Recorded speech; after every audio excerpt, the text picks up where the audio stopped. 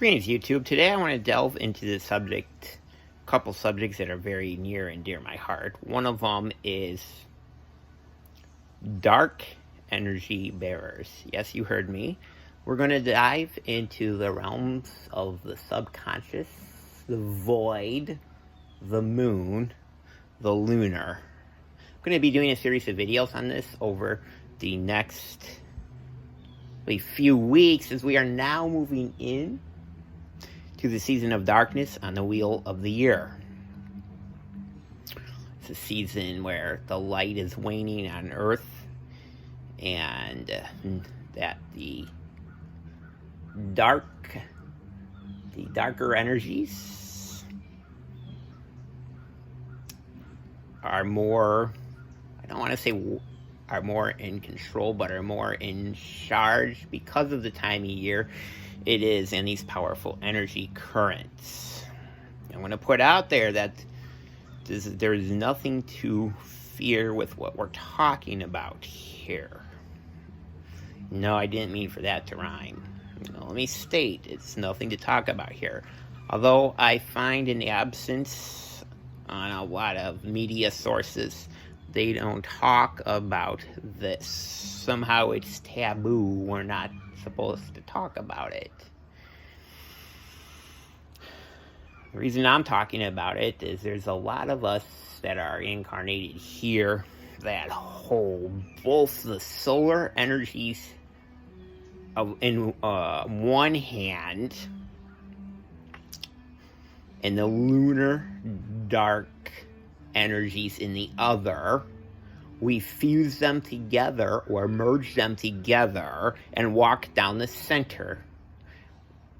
We would call this the path of balance.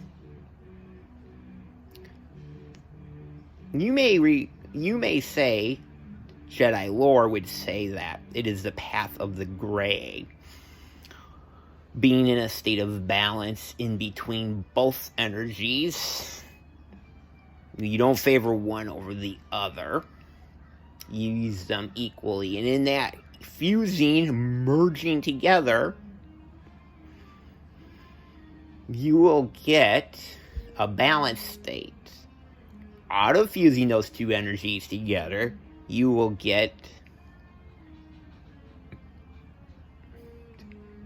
to create a third form of energy out of it. When polar opposite twin flames come together, learn their lessons with each other, learn the deeper meanings of relationship, delve into the dark night of the soul with each other as well as an individual, work on shadow work on the subconscious, meditate, work on the energies of the void. That's what these are. Void is a consciousness of its own self. The void is a consciousness of its own right. And a lot of things do pop up from the void, including the light. But that's another subject for another time. What a higher frequency dark bearer does, and they will have had dreams and meditations of this oftentimes in my own personal journey. I had a dream where the dark completely infused me, came in through my mouth, nose, eyes, and my eyes turned black. Feeling the power of the void. Strength. It was very strong. Brought up a lot of things which I journaled about personally in my dream journal. Brought up a lot of things in there. And this was a series of roughly 3 to 6 dreams. When they started years ago and they culminated into a few months back. It just kept, they were strong dreams. And in the dreams, I would have dreams of this dark, higher frequency. What do I mean by this is oftentimes a starseed will come to Earth and they will take what we would consider a less constructive path. And they would get lost in the darkness. What a higher frequency dark bearer would do has come along and fixed the mess that the one on the less constructive path has done. It's like fixing the mess of it. And there are actually angels too that are born from both light and dark energies as well. The master of energetics knows how to work with both to create outcomes or goals and visions that they desire for their earthly experience. Okay, for instance, the lunar energy in its ascended form, as well as the form you see, is a conscious creator. Okay? So in other words, the sun and the moon are each other's polar opposite twin flames. However, from a 3D standpoint, the moon does not produce its own light as opposed to the sun. It reflects and mirrors back the sun's light via the moonlight that we see.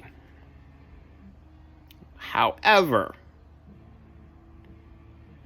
what I found out that in a higher dimensional reality as opposed to the 3D, we come to find that the moon is a luminary of its own right, produces its own energy, and thus is a conscious creator along with the sun. The sun and the moon, conscious creators, polar opposite energies. They come together and they can create a third new energy, which is when the two poles remain individuals with an individual consciousness and identity flowing through an ego that is completely aligned with the heart, where it's a stream of information, where it's continuous, meaning there's no imbalances within the ego. The higher frequency dark bearer, in my case myself, I received a transmission that in a dream time that the light was taking center stage on Earth, which is true right now. And that you have a choice to, before you incarnate on Earth, you will either, at a certain juncture in your life, you will represent the dark, higher frequencies. In other words, you can get lunar energy put into you as codes in your DNA, and you get solar codes from the sun in your DNA. So from that perspective, you are using both energies to create something new and exciting on Earth.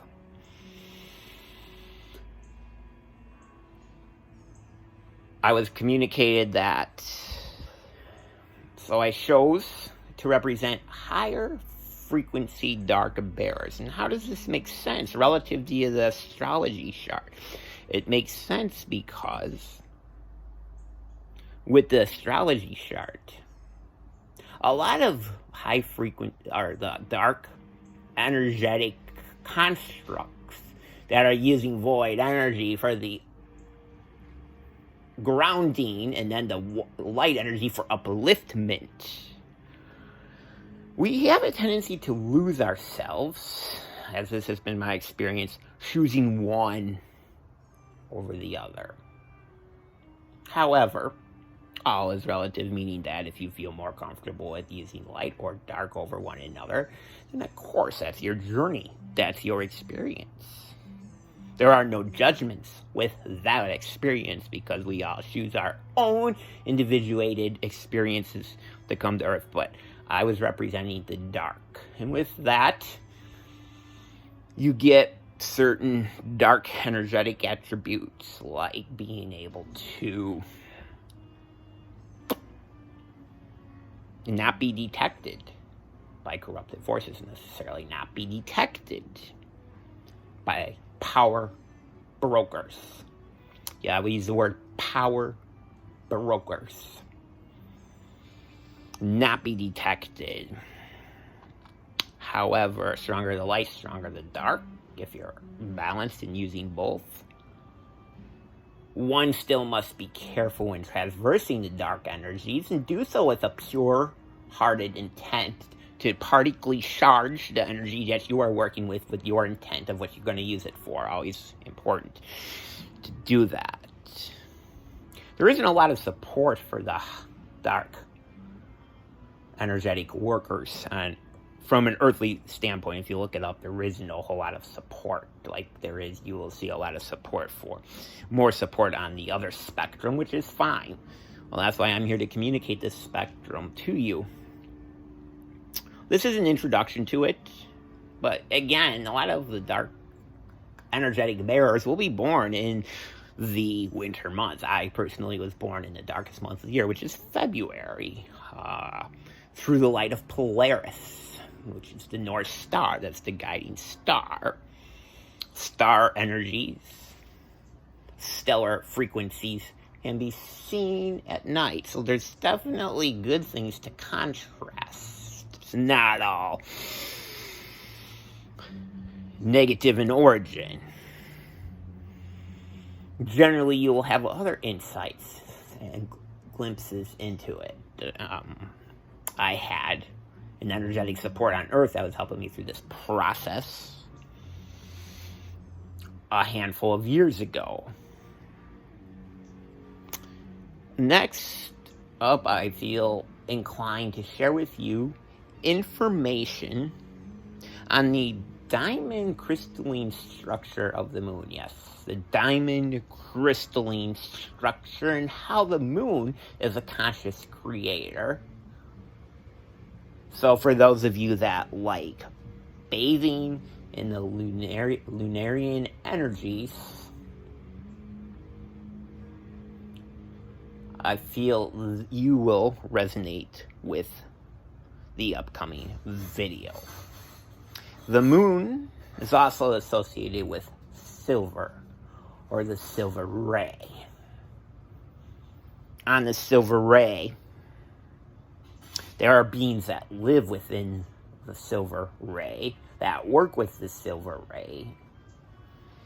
Some exclusively with the silver ray, and some exclusively with the gold ray, some with both rays.